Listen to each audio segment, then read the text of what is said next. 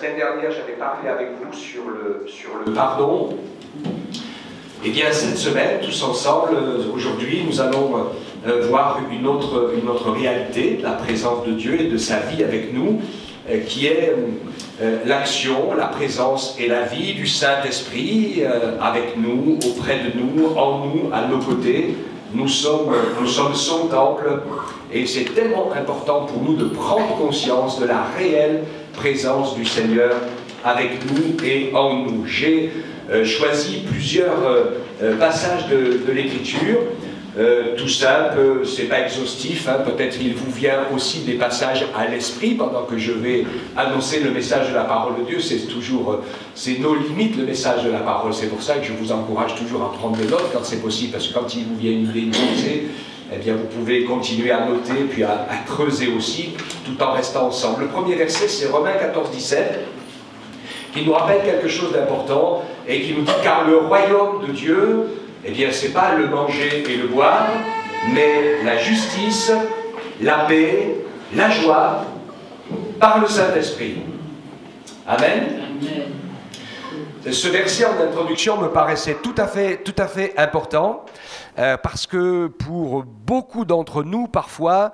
nous avons des priorités un peu particulières. C'est-à-dire que pour nous, on est dans un monde qui est le monde dans lequel nous sommes, et la question qu'on se pose, c'est qu'est-ce que Dieu fait? Et puis souvent, nos prières à nous, dans nos pensées, c'est qu'est-ce que Dieu fait pour nous? Mais la plupart du temps, dans l'idée, ce qui est dans notre esprit, comme le dit la parole, eh bien, ça fait partie du manger et du boire. Il n'y a pas que ça, hein? Mais c'est pourvoir à nos besoins, être en bonne santé, et que Dieu s'occupe de tout ce qui est nécessaire pour le bien-être, de tout ce qui est lié à la réalité physique, émotionnelle. D'accord? Est-ce que c'est pas souvent comme ça? On prie pour qu'on soit en bonne santé. Quand ça va pas, on prie pour que Dieu pourvoie nos besoins. Et on a raison, hein?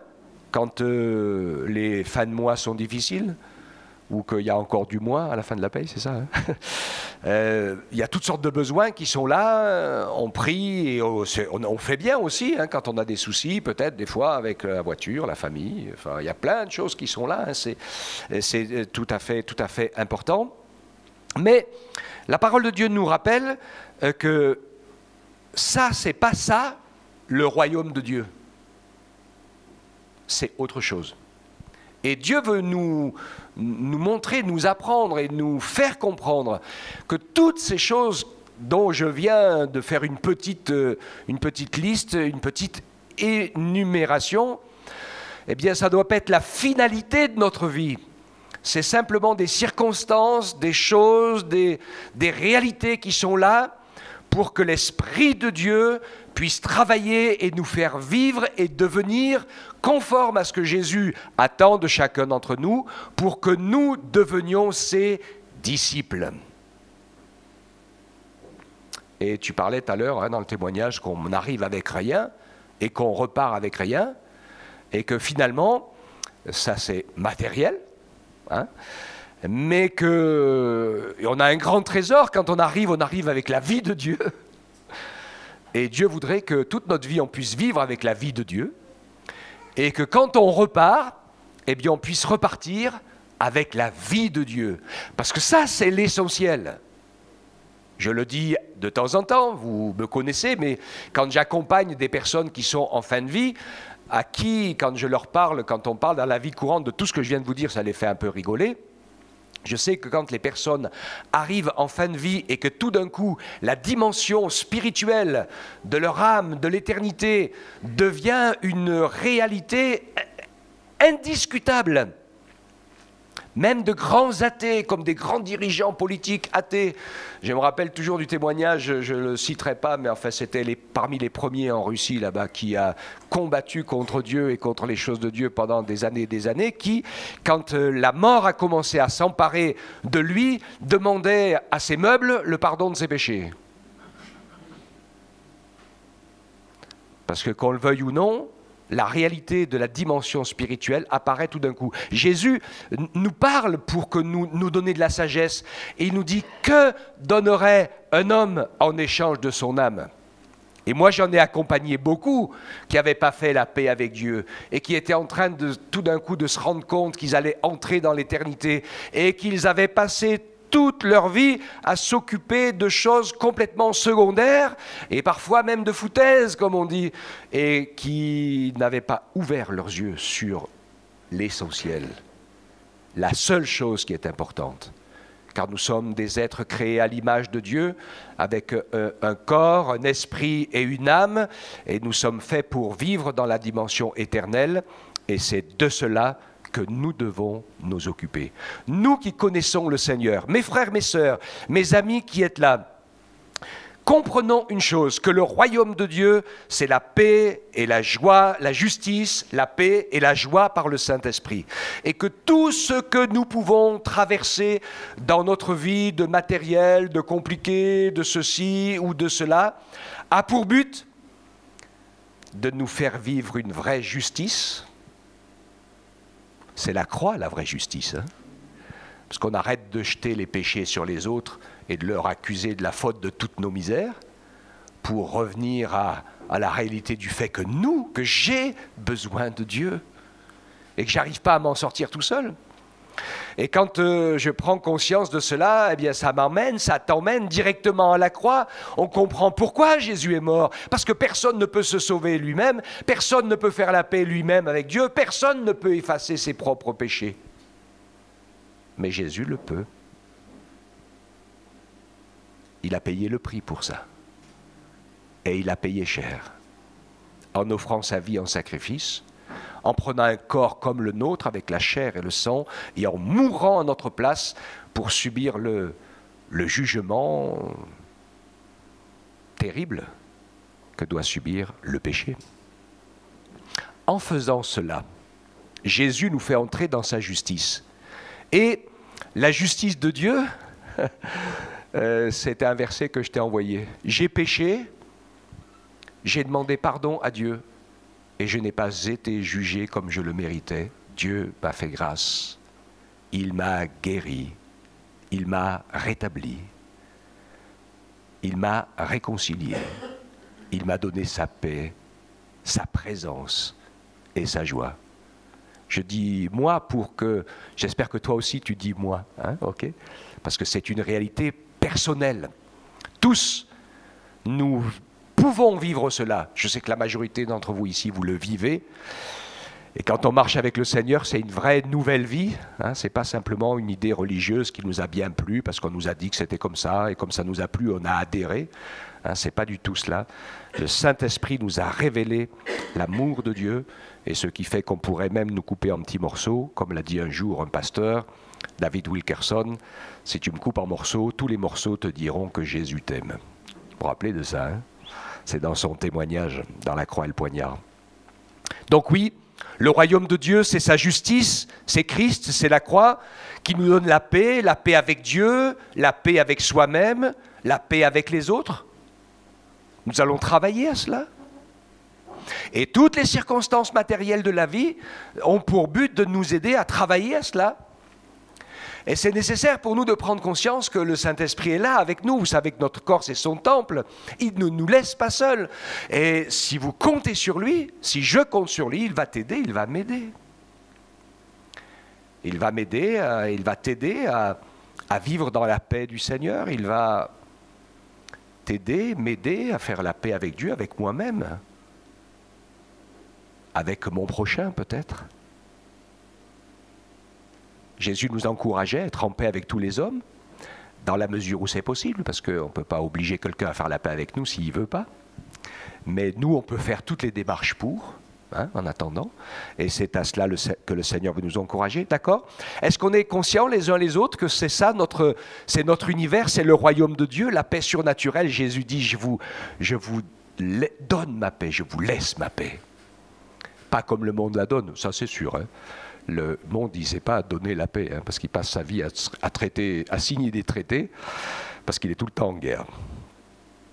Je ne sais pas si vous avez vu la bande dessinée d'Oderset, hein, où les gens se battaient entre eux à coups de fusil, donc ils leur enlèvent les fusils, donc ils se battent entre eux à coups de flèches, arcs et épées, donc ils leur enlèvent les flèches, les arcs et les épées, donc ils se battent entre eux à coups de poing, donc ils leur enlèvent les poings, alors ils se mordent, ils se griffent, etc., donc ils les attachent, donc ils se battent entre eux à coups de gros mots, de l'insulte et de se traitant de tout ce qu'ils veulent, donc ils leur coupent la langue.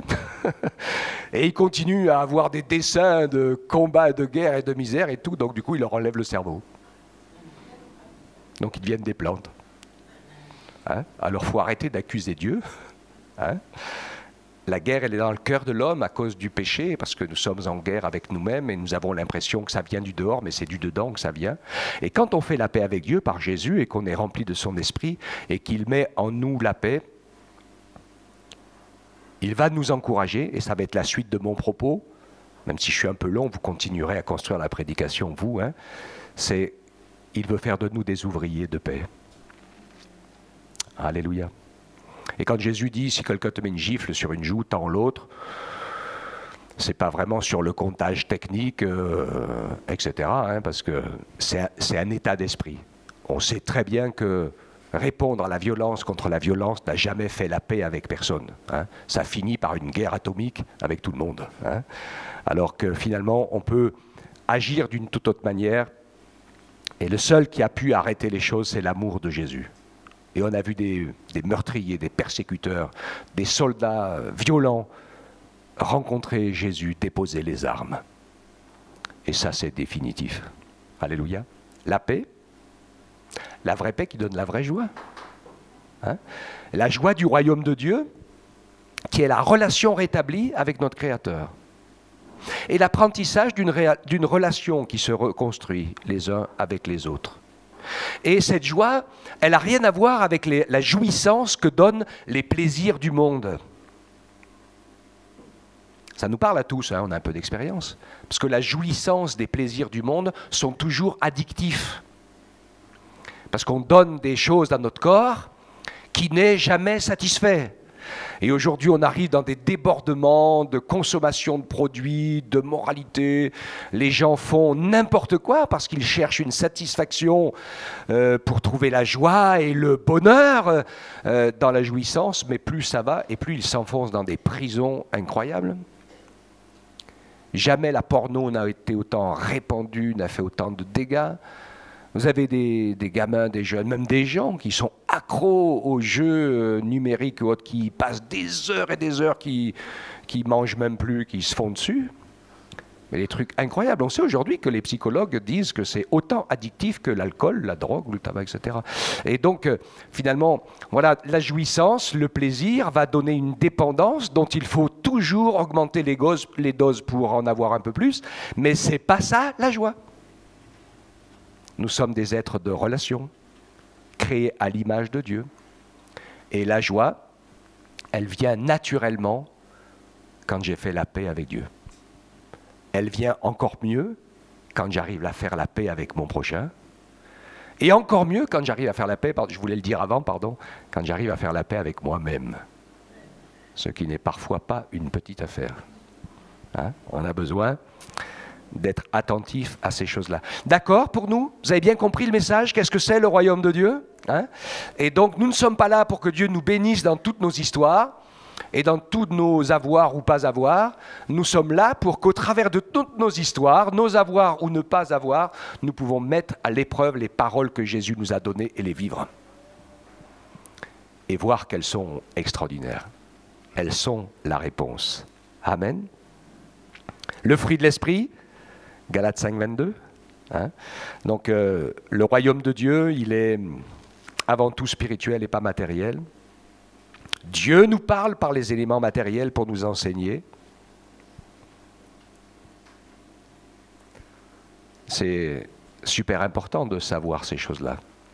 Je sais que je suis pasteur depuis des années, et quand quelqu'un, souvent, vient d'ouvrir son cœur, de se repentir de ses péchés, d'accepter Jésus comme son sauveur, c'est tellement fort en la personne qu'elle a l'impression Hein, ceux qui ont vécu ça, hein, je pense que plusieurs d'entre vous, ça va vous parler.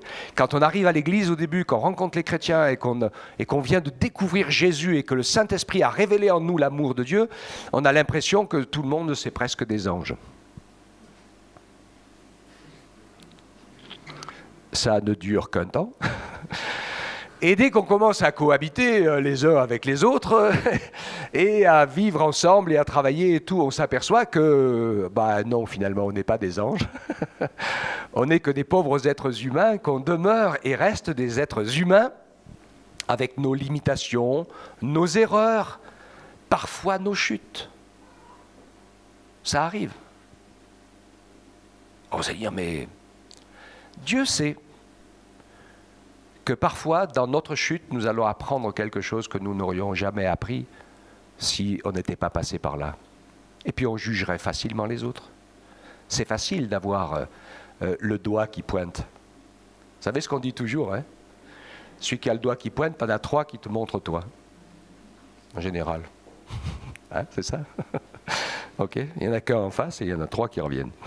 Donc, dans cette réalité, eh bien, Dieu nous parle par sa parole. Regardez les paroles de Jésus et vous allez voir combien il va toujours aller à l'essentiel. Il veut nous aider à entrer, à vivre le fruit de l'esprit, de Galates 5, 22, le fruit de l'esprit qui est donc l'amour. Cet amour est rempli de la joie, de la paix, de la patience, de la bonté, de la bienveillance, la fidélité, la douceur, la maîtrise de soi. Et ceux qui sont à Christ ont crucifié la chair, ses passions, ses désirs. Et si nous vivons par l'esprit, marchons aussi par l'esprit.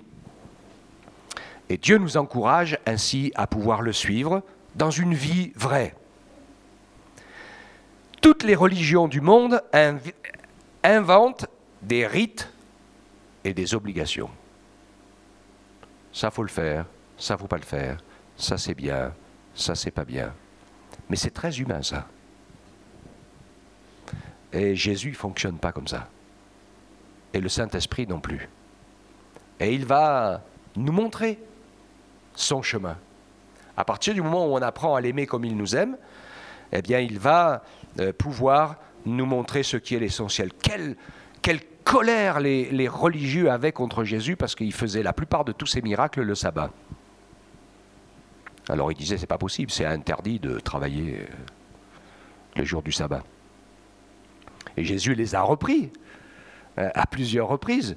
Il dit, mais s'il y a un d'entre vous qui a son fils ou son âne qui tombe dans un puits. Ah ben non, aujourd'hui je ne travaille pas, hein. On va le sortir demain. Et puis il dit, ben, vous circoncisez un enfant le 8e jour aussi. Parce que la loi, elle dit, le 8e jour c'est la circoncision, donc même si c'est un jour de sabbat, on le fait aussi. Jésus faisait la plupart de ses miracles, ces jours-là. Hein? Pourquoi? Parce que c'était le jour du Seigneur et que tout le monde était là. Donc il les avait tous sous la main. Et tout le monde venait à lui pour être secouru et il pouvait ainsi répondre à leurs besoins. Donc, la compréhension de ce que c'est la vérité du royaume de Dieu, la justice, la paix et la joie par le Saint-Esprit. Notre transformation de vie avec le fruit de l'Esprit que le Seigneur veut mettre en nous.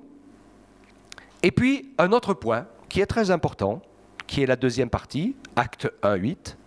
Vous recevrez une puissance, celle du Saint-Esprit, survenant sur vous, et vous serez mes témoins à Jérusalem, dans toute la Judée, dans la Samarie, et jusqu'aux extrémités de la terre. Je sais que je ne peux pas, et nous savons que nous ne pouvons pas toucher et convaincre les cœurs avec nos bonnes paroles naturelles. Est-ce que vous êtes d'accord avec ça? Alors, ce que je viens de dire, partager avec vous, c'est tout ce qui concerne notre marche chrétienne personnelle. Maintenant, nous allons voir que le Seigneur compte sur nous pour pouvoir faire connaître son amour autour de nous. Pour cela, il nous a donné son Esprit Saint, qui est présent à nos côtés. Et c'est vraiment l'encouragement que je voulais laisser sur votre cœur. Je le dis tout de suite, ça va mélanger un peu les versets pour le vidéoman là-bas, mais ça fait rien, je sais que tu es rapide et souple. Jean 14, 12. Jean 14, 12, c'est important d'avoir ça. Jésus le dit, en vérité, je vous le dis, celui qui croit en moi fera aussi les œuvres que je fais, et il en fera de plus grandes, parce que je vais au Père. Donc c'est une parole importante que je veux partager avec vous, puisque le Seigneur a mis son Esprit Saint en nous, comme l'Esprit Saint était en Jésus. Donc tout ce que Jésus a fait, on peut le faire. Alors souvent c'est difficile parce qu'on n'y croit pas, hein, ou parce qu'on se dit je ne suis pas à la hauteur, je suis pas capable, etc., etc. Et donc ça nous arrête, toutes ces choses, mais il ne faut pas se laisser arrêter, parce que revenons à la réalité du royaume de Dieu. Le Seigneur nous a touchés parce qu'on a ouvert notre cœur et qu'on a écouté la voix du Saint-Esprit, on y a cru, et le Seigneur nous a sauvés. Le Saint-Esprit continue d'agir et de parler, et il veut le faire au travers de nous pour pouvoir aussi bénir les autres. Et tu ne te sens pas capable, tu as raison. Moi non plus. Mais ce n'est pas toi qui va le faire, c'est le Saint-Esprit qui va le faire. Hein? Jésus disait, quand on vous amènera devant les tribunaux, etc., qu'on vous jugera, ne vous inquiétez pas de ce que vous allez à dire. Parce que le Saint-Esprit mettra les mots dans votre bouche. Et il n'y a pas de souci. Hein, il va le faire. Dieu veut donc nous encourager dans la foi. C'est toujours sous une action et une impulsion du Saint-Esprit que les cœurs sont touchés et bouleversés par Dieu.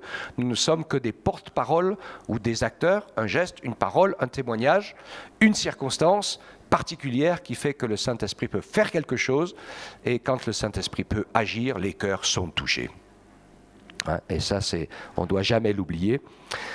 Le Seigneur nous a donné les dons spirituels pour cela. Je ne vais peut-être pas prendre le temps ce matin de tout lire 1 Corinthiens 12 et 13 et 14.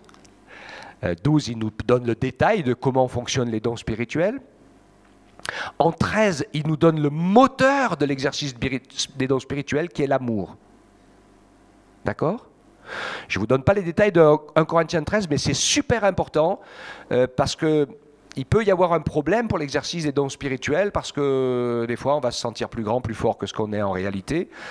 Et donc nous devons savoir que pour que ça se passe bien dans le domaine des dons spirituels, nous devons prendre 2 décisions. C'est que notre amour pour le Seigneur doit devenir plus grand que notre amour propre. D'accord ? C'est important ça. C'est pas que Dieu veut que ce soit comme ça parce qu'il est Dieu, parce que c'est obligé. Et il sait que si on ne prend pas ce genre de décision, c'est toujours nous qui reprenons le dessus pour nous-mêmes. Comprenez ce que je veux dire ? La loi, enfin la parole de Dieu, parfois, elle dit des choses un peu... Parce que le Seigneur sait que nous sommes déjà vaincus par le péché. Donc si nous, on ne prend pas le pied d'autorité pour se dire « j'ai décidé que », eh bien on se fait sans arrêt ramener en arrière. Vous êtes d'accord avec ça ? Même pour la prière ou la louange en public des fois. Hein. Je sais que pour certains, c'est un peu difficile. Alors ils y arrivent un peu de temps en temps. Puis après, d'autres moments, ils disent « je suis timide, j'y arrive plus, c'est difficile ». Vous savez ce qu'il faut faire ? De dire « Seigneur, je prends l'engagement, quand je viens dans ta maison, je ne ressortirai jamais de ta maison sans avoir ouvert la bouche pour te rendre gloire et te glorifier. » C'est tout. Et vous vous y tenez. Et vous allez voir que si vous avez pris une décision et que vous vous y tenez, le diable va vous lâcher. Parce que cette bataille-là, elle est perdue. Comme plein d'autres batailles. Parce que tant qu'il sait qu'on n'est pas vraiment déterminé, que peut-être bien que oui, peut-être bien que non, il ne va pas nous lâcher, il va même intensifier, ça va devenir tellement intense que ça va devenir intenable. Vous comprenez ce que je veux dire ? Hein, c'est la bataille, là, quand on arrive au bras de fer, lequel des deux qui va craquer en premier. Et un bras de fer avec lui, je ne suis pas sûr qu'on est gagnant. Hein. Alors que finalement, lâchez le bras de fer et puis mettez votre main dans la main de Dieu et puis suivez-le et la bataille est perdue. Okay, hein. Ça a plein d'autres choses, c'est super important. Je vous parlais de l'amour tout à l'heure. Hein. Et quand on découvre, après, je sais que la deuxième expérience après, quelques mois de conversion, les gens me disent « mais il n'y a pas d'amour dans cette église ».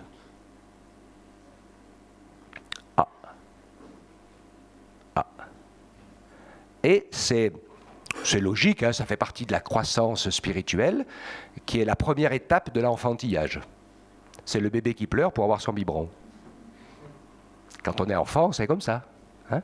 Mais ce que le Seigneur veut, c'est pas qu'on reste des enfants qui réclamons toujours le biberon, c'est qu'il veut qu'on puisse avancer, progresser pour que ce soit nous qui donnons le biberon.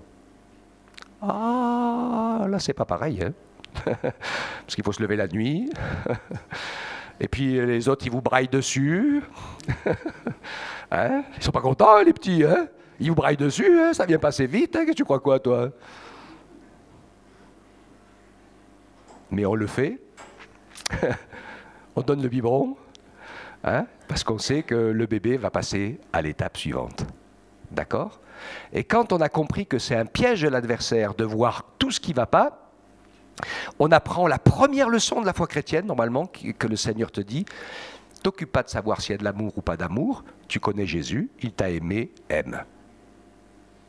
Apprends à aimer jusqu'à tes ennemis. À combien plus fort tes frères et sœurs? Et même s'il y aurait peut-être des faux frères ou sœurs, ou des ennemis, ça peut arriver parfois, parce que le centre où il y a le plus des injustices, souvent, comme je le dis souvent, c'est là. C'est là où c'est le plus difficile à vivre, parce qu'il sait que c'est là qu'il va réussir à tout casser. S'il arrive à vous détacher de la communion fraternelle, il va casser l'élément qui est le plus fort dans notre vie chrétienne, qui est la construction d'êtres de relation avec Dieu, avec le Saint-Esprit et avec les autres, qui est le secret de la vie. Ok, hein? Et donc, Dieu va nous encourager dans ce sens. Et quand on a appris, qu'on a décidé de faire et d'aimer, eh bien, vous allez vous rendre compte que finalement, tout le monde est très aimable. Même si des fois, on se chamaille un peu, ça arrive. Hein. Des fois, on peut se fâcher grave aussi. Ça arrive aussi. Ça fait partie de la vie. Hein. C'est pas parce qu'un couple se dispute qu'il s'aime plus. Moi, j'aime pas trop la dispute, mais je sais que ça fait partie des choses. Normalement, il y a des moments où il faut se dire les choses. Hein. Donc, Dieu nous encourage à pouvoir ainsi avancer pour le servir. Et puis, donc, je reviens maintenant à cette deuxième partie qui est l'action du Saint-Esprit, les dons spirituels. Vous savez qu'il y en a 9. Je n'ai pas le temps de tout vous les lire, hein, mais il nous parle de l'Esprit que Dieu nous a donné. Parole de sagesse, parole de connaissance, le don des guérisons, le don d'opérer des miracles, la prophétie, le discernement des esprits, diverses sortes de langues, interprétation des langues, qui sont la possibilité surnaturelle que le Saint-Esprit veut faire au travers de nous pour agir directement. Alors, je ne veux pas vous expliquer en détail comment fonctionnent ces dons surnaturels. Souvent, il y en a plusieurs entre eux. Très souvent, il y a une parole de connaissance, avant un miracle ou guérison, etc. Tout va un petit peu ensemble, mais c'est important pour nous de prier le Seigneur pour qu'il nous remplisse de son esprit, qu'on puisse vivre cette expérience qu'est le baptême de l'Esprit, qui est écrit dans la parole, qui est d'être immergé dans le Saint-Esprit, qui fait qu'on est capable de donner sa bouche à Dieu pour dire des choses qu'on ne comprend pas, qui est pour le Seigneur une certitude qu'on dira aussi des choses qu'on comprend, mais dont nous sommes archi sûrs que ça ne vient pas de nous. Ok ? De pouvoir le laisser parler au travers de nous, et parfois, et j'espère, et moi je prie pour dire des choses que des fois on s'en rend même pas compte, hein, mais je sais qu'à plusieurs reprises, des personnes me disent « Oh là, tu as dit ça, j'ai jamais oublié ». J'ai rencontré parfois des personnes, il m'a dit « Il y a 30 ans, tu m'as dit ça ». J'ai jamais oublié. Et, oh, il y a longtemps que j'ai oublié, parce que de toute façon, c'est pas moi qui te l'ai dit. C'est le Saint-Esprit qui te l'a dit. Mais c'est super important. C'est la puissance du royaume des cieux. C'est ça notre monde à nous. D'accord ? On est d'accord avec ça ? Hein ? La partie de vivre le royaume de Dieu dans les choses courantes de tous les jours pour être des disciples de Jésus, et puis la partie de compter sur lui pour que son Saint-Esprit puisse nous animer pour toucher le reste du monde, chose que nous ne pouvons pas faire avec nos petites explications humaines, parce que les gens nous disent « Oh ben quoi, toi tu crois comme ça, moi je crois comme ça ». Alors c'est vrai que souvent, vous le savez, quand Jésus dit « Vous serez mes témoins », c'est ce qui est le plus efficace, parce que quand vous racontez ce que vous êtes en train de vivre avec le Seigneur, ça c'est indiscutable par contre. On peut toujours discuter sur vos opinions religieuses et dire, moi je ne crois pas comme toi, ça se discute. Mais si tu dis, le Seigneur, avec lui, je l'ai rencontré et il a fait ça, ça, ça et ça dans ma vie et j'ai expérimenté ça, il n'y a pas de discussion parce que c'est une réalité d'expérience. Hein.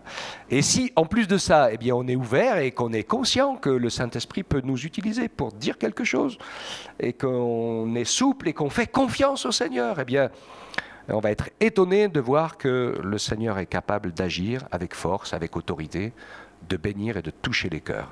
Hein. Et donc, ne soyons pas timides, n'ayons pas l'impression que c'est réservé à quelques-uns.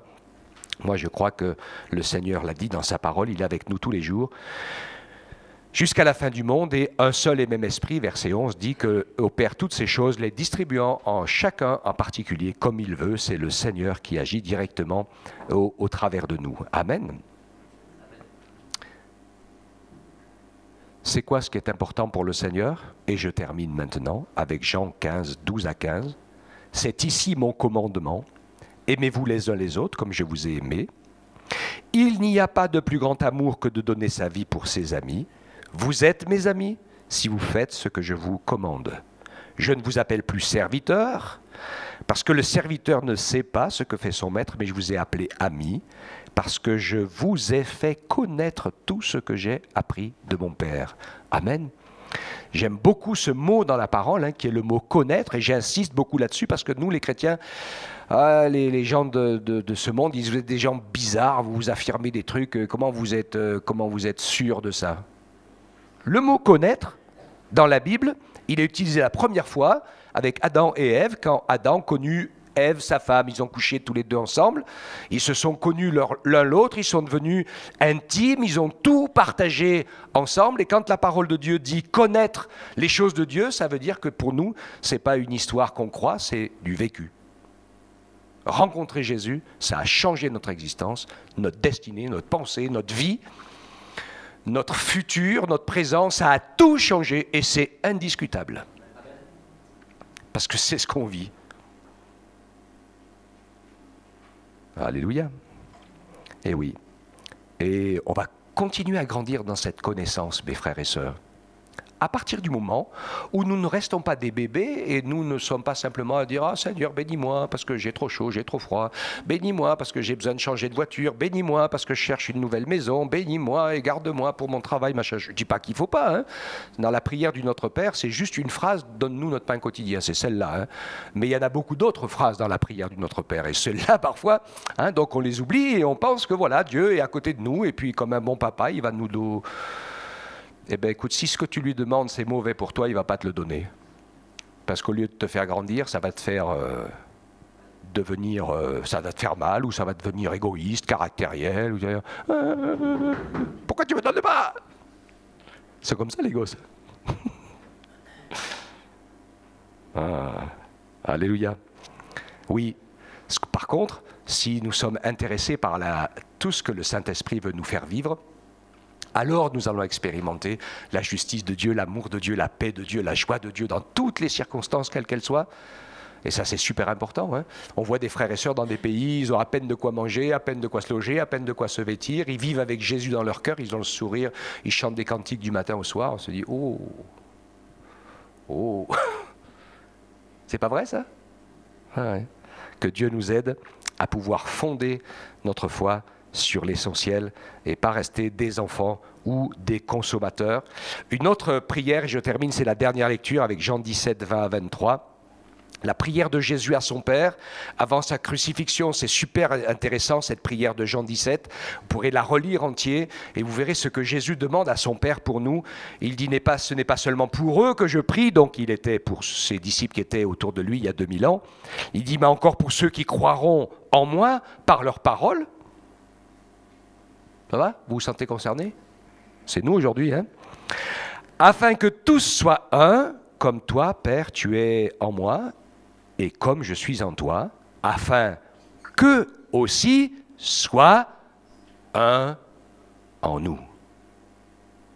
Là, vous avez une explication incroyable de la Trinité. Hein? Alléluia. Pour que le monde croie que tu m'as envoyé.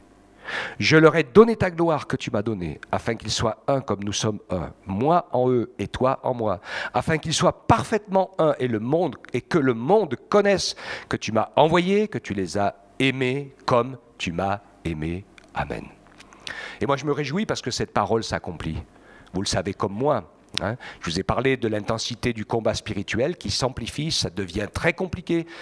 Et même pour nous, ça tape de partout, on le sait, mais qu'on le veuille ou non, il y a en ce moment des milliers d'hommes, de femmes, d'enfants qui se donnent à Jésus dans tous les pays du monde. C'est impressionnant. Et on comprend pourquoi le diable n'est pas content, parce que c'est des ravages dans son camp.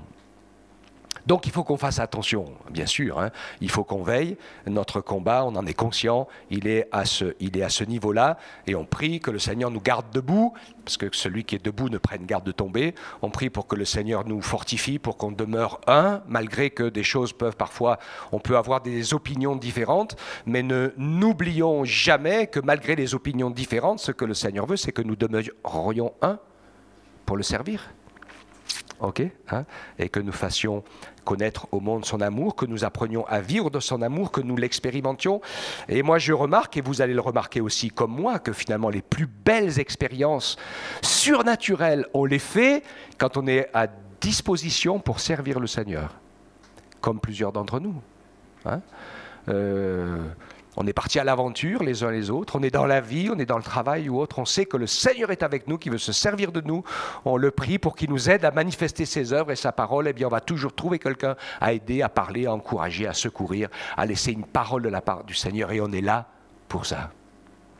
Alléluia. Hein, que Dieu nous encourage et que nous ne nous laissions pas manger par l'état d'esprit de ce monde, parce que c'est ça, hein, qui nous préoccupe par tout un tas de soucis de tous ordres qui sont là, mais c'est pas ça l'essentiel.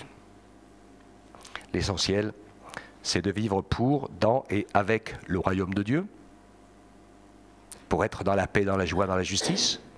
Et le deuxième essentiel, pour pouvoir servir le Seigneur, comme je le dis très souvent, vous l'avez remarqué, hein, c'est d'être sensible dans sa volonté, de désirer le servir pour que nous nous retrouvions le plus souvent possible au bon endroit, au bon moment, avec les bonnes personnes.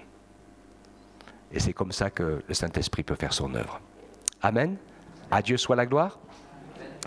On prie que le Seigneur agisse, nous aide à construire cette réalité, pour qu'on soit fort.